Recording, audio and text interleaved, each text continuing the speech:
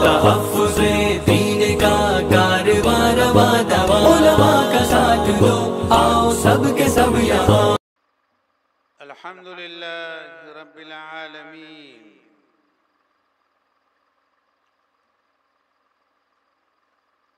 والصلاة والسلام على اشرف المرسلین وعلى آلہ وعلى صحابته الطیبین الطاہرین، اما بعد،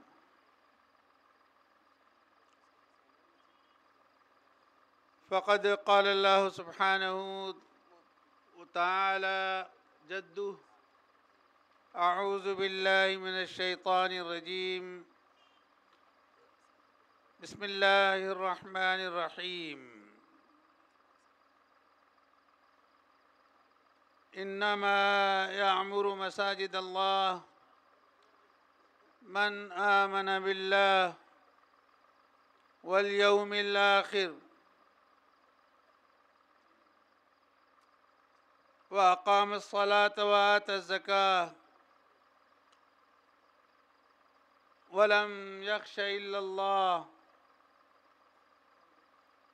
وأولئك عسى أن يكونوا من المهتدين۔ صدق اللہ مولانا العظیم۔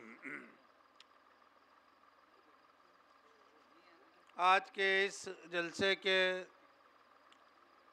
میرے رفیق اور صدیق قدیم حضرت مولانا عبدالشکور صاحب جامعی، اسٹیج پر تشریف فرما سبھی علماء، یہاں کے ادارے کے اساتذہ، اس بستی کے نانے گاؤں کے تمام رہنے والے اور آس قرب و جوار سے آج کے اس جلسے میں بطور خاص شرکت کے لیے آئے تمام مہمانان کرام، سب سے پہلے میں آپ تمام کی خدمت میں اسلام کا سلام پیش کرتا ہوں۔ السلام علیکم ورحمۃ اللہ وبرکاتہ۔ میرے عزیزوں اور دوستو،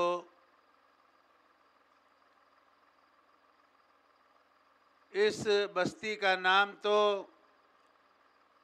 کئی دہائیوں پہلے سن رکھا تھا، اور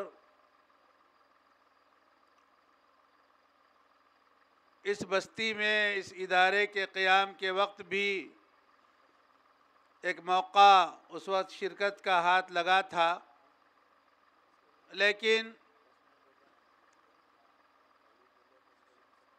کچھ مصروفیت کی وجہ سے اس وقت میں حاضر نہ ہو سکا۔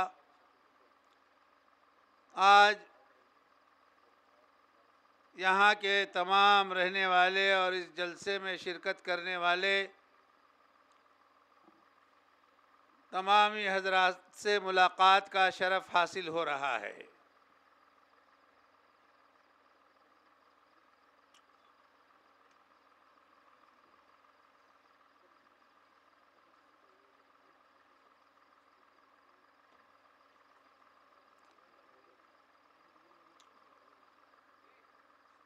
اس وقت ہم سب یہاں پر جمع اس لیے ہوئے ہیں کہ اس سے بڑی بات اور کیا ہو سکتی ہے، اور اس مقدس ترین فریضہ جو انجام بعد نماز عصر دیا جا چکا ہے، وہ مسجد کی سنگ بنیاد کا، اور یہ تقریب بعد نماز عصر انجام پا چکی ہے، اور اس کے لیے دعائیں کی جا چکی ہیں کہ اللہ تعالیٰ اس زمین پر جہاں آپ بیٹھے ہیں انشاءاللہ بہت کم وقت میں اب جتنی آزادی کے ساتھ ابھی آپ بیٹھے ہیں، اللہ تعالیٰ بہت جلد اس زمین کو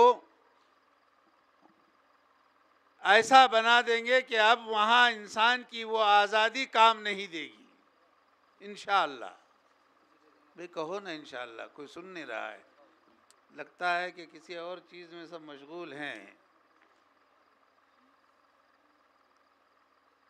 میں آپ کا زیادہ وقت نہیں لوں گا، اس لیے کہ دیر بھی ہو گئی ہے، 5 سے 7 منٹ صرف بات کروں گا، اور پھر آپ کے پاس میں مہمان مقرر ماشاءاللہ وہ بولنے کے عادی بھی ہیں اور علم کے دھنی بھی ہیں، اور سننے والوں کے لیے ایک موقع بھی ہے اور مناسبت بھی بہت اچھی ہے، اور موضوع مسجد سے زیادہ اور کیا عمدہ ہو سکتا ہے۔ اس لیے آپ تمام حضرات انشاءاللہ مولانا فاروق صاحب مدنی کو سنیں گے، اور پیشگی میں مولانا سے یہ معذرت بھی کر دوں گا کہ مولانا کی گفتگو انشاءاللہ امید ہے کہ امید کے مطابق اچھے طویل وقت تک انشاءاللہ ہوگی۔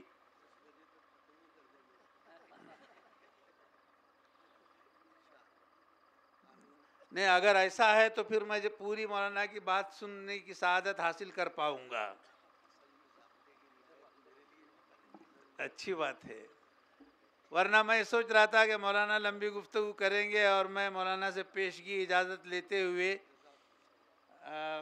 جو ہے اجازت لے لوں گا، تاکہ رات کا وقت ہے اور میں بھی اپنی منزل جو مولانا کے منزل کے بمقابلے قریب ہے لیکن پہنچ کر وہاں اطمینان کا سانس لے سکوں۔ تو مولانا بھی انشاءاللہ بہت زیادہ وقت نہیں لیں گے، اس لیے کہ آپ لوگ کھلے آسمان میں بیٹھے ہیں، اور صبر ٹھنڈک میں کرنا ذرا دوبھر ہو جاتا ہے۔ بہرحال اللہ تعالی ہمارے اس بیٹھنے کو قبول فرمائے، اس لیے کہ اب آپ اور ہم بہت ہی مقدس ترین جگہ جو ہونے والی ہے وہاں ہم بیٹھے ہیں، اور وہ مقدس جگہ جس کا تقدس، جس کی پاکیزگی، جس کی عظمت، جس کی شان، جس کا مقام، وہ خانہ کعبہ سے جا کر ملتا ہے۔ بئی معنی کہ اس روئے زمین پر جتنی زمینیں اللہ نے بنائی ہیں، یوں تو تمام زمین اہل ایمان کے لیے جعلت لکم الارض کلھا مسجدا، یہ اللہ کے رسول صلی اللہ علیہ وسلم کی دیگر انبیاء کے مقابلے میں جو فضیلت آئی ہے اور جو بنیادی طور پر اہم چیزیں اللہ کے رسول کو عنایت فرمائی گئی، ان میں سے ایک ہے کہ پوری سرزمین وہ مسجد بنا دی گئی۔ تو مسجد زمین کا وہ خطہ ہوتا ہے کہ اس سے زیادہ مقدس خطہ یا قطعہ کوئی اور نہیں ہو سکتا جو تقدس اللہ نے زمین مسجد کو دے رکھا ہے۔ تو بہت جلد انشاءاللہ آپ بہت عمدہ اللہ کے گھر میں جس طرح آج بہت باادب بیٹھے ہیں، اس سے بھی زیادہ باادب طریقے سے انشاءاللہ اس مسجد میں جس کا نام غالباً مسجد ابو بکر ہوگا، بہت جلد انشاءاللہ بیٹھیں گے کہ نہیں انشاءاللہ؟ ہاں، صرف خالی بیٹھیں گے نہیں بلکہ بیٹھنے کے لیے ہم کو کچھ سوچنا بھی پڑے گا، اور وہ کیا سوچنا ہے اور کس طرح سے سوچنا ہے وہ مسجد کے یہ ذمہ داران جانیں گے، اور وہ بعد میں آپ کو بتائیں گے۔ میرا خیال ہے کہ شاید وہ حصہ جلسے کا حصہ نہیں ہے کہ جس بنیاد پر جن چیزوں کی وجہ سے مسجد کی تعمیر ہوتی ہے، وہ شاید آج کے جلسے کا موضوع نہیں ہے غالباً، صحیح ہے نا؟ وہ شاید کسی اور موقع کے لیے ہوگا، یا انفرادی طور پر ہوگا، یا اللہ جس کو توفیق دے گا اس کی بنیاد پر ہوگا.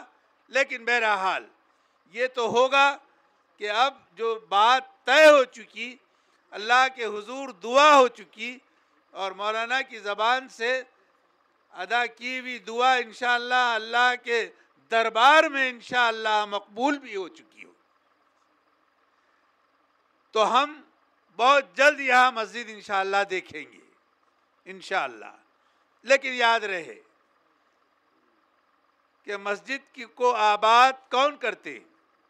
آپ کو جواب معلوم ہے.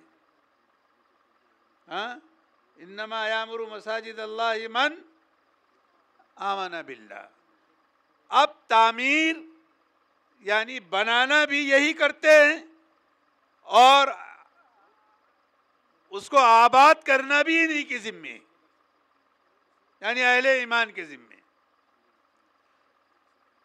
تو مسجد سے جو فائدے پوری ملت اسلامیہ کو بلکہ تمام انسانوں کو جو پہنچتے ہیں، اور مسجد اللہ اسلام میں راہ الحیاء زندگی کی چکی گردانی گئی ہے کہ تمام امور مسجد ہی کے ارد گرد گھومتے ہیں.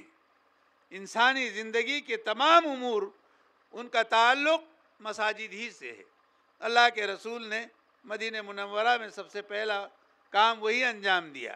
میں ان تفصیلات پہ جانا نہیں چاہتا کیونکہ نہ موقع ہے اور نہ اس وقت ضرورت ہے. لیکن یہ ایک بات ضرور ہے کہ انسان کی زندگی میں مسجد وہ معنی رکھتی ہے، قطع نظر اس سے کہ خانہ کعبہ کی تعمیر کس نے کی. آیا فرشتوں نے کی، آیا جو ہے حضرت آدم علیہ السلام نے کی، یا کسی اور نے کی. لیکن یہ ضرور ہے کہ اس دنیا کے حصے پر جو زمین آباد ہے، اس زمین پر سب سے پہلا جو گھر تعمیر ہوا ہے وہ وہی خانہ کعبہ ہے، یعنی مسجد ہے. تو اس دنیا کی آبادی کا آغاز مسجد سے ہوا ہے. تو معلوم ہوا کہ اس زمین پر انسانوں کی آبادی کے لیے سب سے پہلے مسجد ضروری ہے. ان اول بیت وضع للناس للذی ببکۃ مبارکا وہدی للعالمین. اور اس کو پروانہ دیا گیا ہدایت کا کہ ہدایت یہاں سے بٹتی ہے، نور یہاں سے ملتا ہے، ایمان میں پختگی یہاں سے حاصل ہوتی ہے، ذہن یہیں سے بنتے ہیں، دل یہیں سے دھلتے ہیں، فکر یہیں سے چمکتی ہے، باطن یہیں سے پاکیزہ بنتا ہے. تو یہ وہ مدرسہ ہوتا ہے مسجد، جہاں سے انسانوں کو روحانی فائدے اور ایمانی فائدے سب میسر آتے ہیں. اس لیے انشاءاللہ یہاں پر جو مسجد تعمیر ہوگی اس سے بھی وہی سارے فوائد جو کسی بھی مسجد سے حاصل ہوتے ہیں انشاءاللہ وہ حاصل ہوں گے. میں آپ کو بتاؤں کہ جہاں مسجد نماز کے لیے بنائی جاتی ہے، وہیں اہل ایمان کے بہت سارے امور کے انجام دہی بھی مساجد میں ہوتی. اللہ کے رسول صلی اللہ علیہ وسلم کے دور میں یہی معمول رہا ہے. لیکن ہمارے آج کے دور میں اس کی ضرورت دو چند ہو جاتی ہے، اور وہ ہے ملت اسلامیہ کے ایمان کی اور ان کی سلامتی کی فکر. اس لیے کہ ہمارے مکاتب اور چھوٹے چھوٹے بچوں کے لیے مدرسے، ان کا قیام وہ مساجد ہی میں ہوتا ہے. اور مساجد ہی سے وہ بچے جب مسجد میں جب تک رہتے ہیں، ایک تو مسجد میں رہنے کا بھی ثواب اللہ ان کی جھولی میں ڈالتے ہوں گے یقیناً. دوسرے پھر جس مقصد کے لیے وہ آتے ہیں وہ مقصد میں بھی ان کو کامیابی اللہ دیتا ہے. اور پھر خود اللہ کی کتاب کے سمجھنے یا پڑھنے کی خاطر اگر وہ آتے ہیں تو اللہ ان کو اس سے بھی نوازتا ہے. تو یہ تمام چیزیں جو مسجد سے حاصل ہوتی ہے، اس سے بہت بڑا فتنے کا باب، فتنے کا دروازہ بند ہوتا ہے. کیوں کہ قرآن کریم کی تعلیم جہاں ہوگی، قرآن کریم کی تفسیر جہاں ہوگی، قرآن کریم کی توضیح جہاں ہوگی، وہاں سے بہت ساری چیزیں واہ ہوگی، کھلتی رہے گی، روشن ہوتی رہے گی۔ میں صرف ایک حدیث پاک آپ کے سامنے عرض کروں گا اور اپنی بات کو انشاءاللہ ختم کر دوں گا کہ وہ حدیث پاک جس کے راوی حضرت علی رضی اللہ تعالیٰ عنہ ہیں،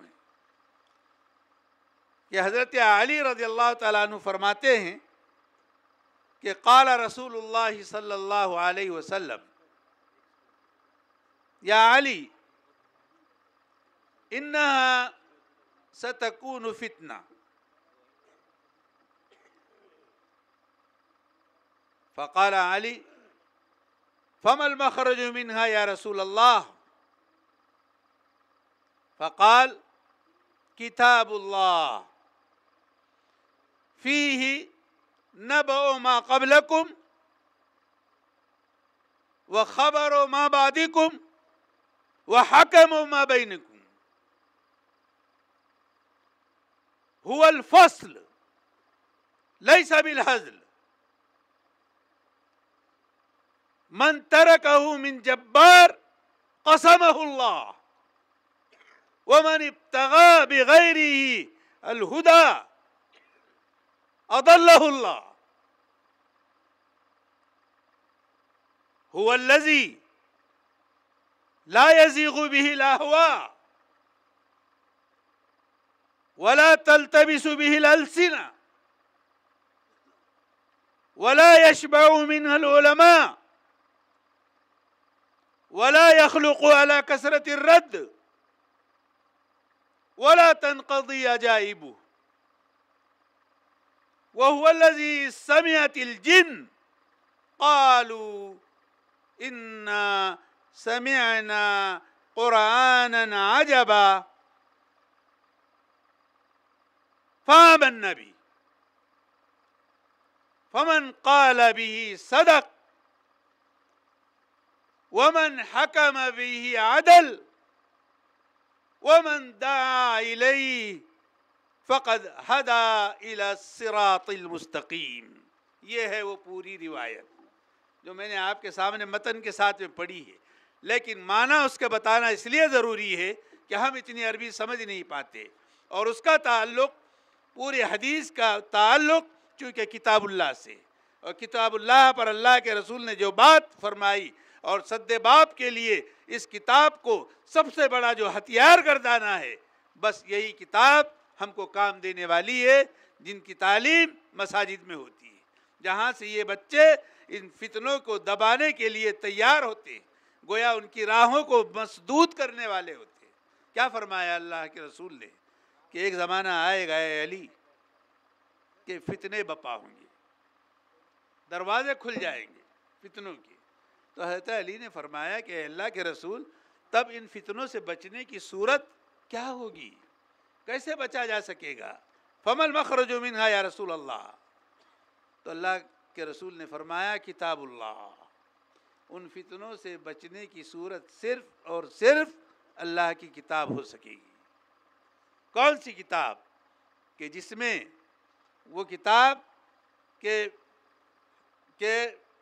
جس کتاب میں تم سے پہلے جو امتیں گزری ہیں ان کی بھی خبریں ہیں جو گزر چکی۔ قرآن نے بتایا کہ نہیں، ہمیں پتہ تھا کہ حابیل اور قابل نے کیا کیا تھا، حضرت نوح علیہ السلام کے ساتھ کیا معاملہ ہوا تھا، حضرت شعیب سے ملاقات کیسی ہوئی تھی، حضرت موسیٰ کہاں تشریف لے گئے تھے، وغیرہ وغیرہ، ہے نا، سب قرآن نے بتایا تو پتہ چلانا۔ تو نبأ ما قبلکم وخبر ما بعدکم، اور تمہارے بعد میں جو امتیں آئیں گی ان کے بارے میں بھی حالات اس کتاب میں موجود ہیں۔ وحکم ما بینکم، اور یہ کتاب جو کوئی جتنے بھی کچھ لوگ روئے زمین پر ہے ان کے درمیان میں یہ فیصلے کی حیثیت رکھتی ہے، یہ فیصلہ کرے گی۔ اور سن لو کہ من ترکہ من جبار، جو کبر اور غرور میں آ کر اپنے آپ کو ترم خواہ سمجھ کر اگر اس کو چھوڑ دے گا یا اس سے کٹ جائے گا یا ہٹ جائے گا تو وہ کان کھول کے سن لے کہ اللہ بھی اس کو توڑ دے گا۔ قسمہ اللہ، کہیں کا نہیں رکھے گا. اور جو کوئی شخص اس کتاب کے علاوہ کہیں اور اگر ہدایت تلاش کرے گا تو اللہ اس کو گمراہ کر دے گا. اور یہ وہ کتاب ہے کہ یہ کتاب وہ کتاب ہے کہ لا تزیغ به الاہواء، کہ خواہشات بھٹکتی نہیں ہیں، خواہشات بپا نہیں ہوتی ہے، خواہشات کو یہ کتاب دباتی رہتی ہے. ولا تلتبس بالالسنہ، اور زبانیں لڑکھڑاتی نہیں ہیں. میں نے دیکھا ہے مولانا، میرے ایک شاگرد ہیں، بیچارے کی زبان میں اس قدر لکنت ہے کہ بولتے بولتے اٹک جاتا ہے، بڑی دیر تک اٹکتا ہے، لیکن 27 سال تک ایک مسجد میں اس نے امامت کی، اور جب قرآن کریم پڑھتا ہے تو کہیں بھی زبان کہیں لڑکھڑاتی نہیں. یہ قرآن کریم کا معجزہ ہے کہ ولا تلتبس به الالسنہ، کہ زبانیں لڑکھڑاتی نہیں ہیں، جی خواہشات بھٹکتی نہیں ہیں. اور ولا تزیغ به الاہواء، اور ولا تنقضی عجائب، اور اس کے عجائب معجزات کبھی ختم نہیں ہوتے. اور یہ وہ کتاب ہے کہ جب جنات نے سنا، اور جہاں سنا تو پتہ ہے آپ کو، میں ان تفصیلات میں جانا نہیں چاہتا، اس سمعت، جب سنا تو کیا پکارا، کیا انا سمعنا قرآنا عجبا، ہم نے عجیب و غریب کتاب سنی ہے. اعلان کر دیا فآمنا بھی، ہم اس کتاب پر ایمان لائے، کتاب والے پر ایمان لے آئے، مسلمان ہو گئے، جنات ایمان لے آئے. آمنا بھی. پھر اللہ کے رسول نے فرمایا من قال به صدق، جس نے قرآن کریم کی بات کہی اور قرآن کی بات کی اس نے سچی بات کہی. من حکم به، ہو گیا نا بھائی، ختم کر رہا ہوں، پہلے ہی کہا تھا کہ اتنی حدیث پڑھ کے ختم کرتا ہوں. جی تو من قال به حکم، کیا کہا تھا، ومن حکم به عدل، کہ جس نے اس کو لے کر حکم یعنی فیصلہ کیا اس نے انصاف کیا. جی اور جس نے قرآن کی بات کہی، قرآن کی طرف دعوت دی، قرآن کی طرف بلایا، جی تو اس نے صحیح راہ کی طرف بلایا. تو اس لیے قرآن کریم کا تعلق مساجد سے بڑا گہرا ہے، اور مساجد کا تعلق بھی قرآن کریم سے بڑا گہرا ہے، اور ان دونوں سے تعلق مسلمان کا ہے جب وہ ان دونوں چیزوں سے جڑ جائے تو پھر مسلمان کا تعلق بنتا ہے، اور پھر مسلمان کا ایمان بھی مضبوط ہوتا ہے، دین بھی مضبوط ہوتا ہے. میں دعا کرتا ہوں اللہ رب العزت سے کہ اللہ تبارک و تعالیٰ بہت جلد اور دوسری بار اگر آنے کا موقع ملا تو میں اپنے آنکھوں سے کم مسجد کی کچھ تعمیر کا حصہ دیکھ سکوں. چند مہینوں میں یا چند ہی دنوں میں، چند دنوں کا اطلاق 360 پر بھی ہوتا ہے نا، چند دنوں کا تعلق 360 تک جاتا ہے. پھر وہ 360 کے بعد میں 1 سال، بولے 1 سال تو جبھی ہوتا، لیکن 360 بہت دن کو بعد آتا ہے. تو یا تو 360 کے اندر دیکھوں گا یا 1 سال 2 سال کے اندر دیکھوں گا. انشاءاللہ اللہ تعالیٰ آپ تمام کی حفاظت فرمائے، آپ تمام کے ایمان کو مضبوطی عطا فرمائے، اور اس گاؤں والے اور ان بستیوں کے ایمان کی اور ان کے خاندان کی اور ان کے اہل کی ہر طرح سے حفاظت فرمائے، اور ان کو دین دوگنی رات چوگنی ترقیات سے نوازے. وما ذلک علی اللہ بعزیز. ھذا وباللہ التوفیق، وآخر دعوانا ان الحمد للہ.